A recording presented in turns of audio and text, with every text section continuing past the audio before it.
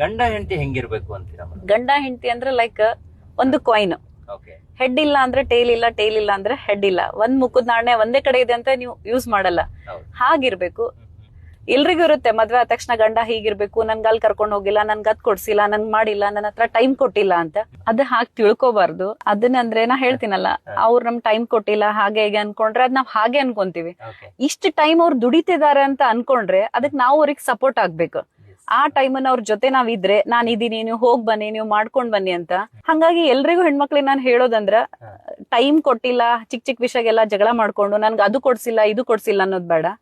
Main ಇರೋದು ನಮ್ಗೊಂದು ಕರ್ಮಣಿ ಮಾಂಗಲ್ಯ, ಅದೊಂದ್ ಇದ್ರೆ ನಮ್ಗ ಸಾಕು. ಬಂಗಾರ ಹಾಕೊಂಡ್ರೇನೆ ಅಂತೇನಿಲ್ಲ. ಆಮೇಲೆ ಅವ್ರು ಆ ಟೈಮ್ ಅವ್ರು ಏನಕ್ಕೆ ಯೂಸ್ ಮಾಡ್ಕೊಂತ ಇದಾರೆ ಅದನ್ನ ನಾವು ವಿಚಾರ ಮಾಡ್ಬೇಕು.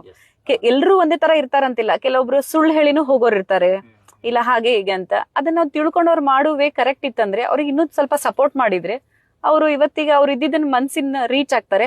ಅವಾಗ ನಾವ್ ಹೇಳೋದ್ ಬೇಡ, ಅವರೇ ನಮಗ್ ಟೈಮ್ ಕೊಡ್ತಾರೆ.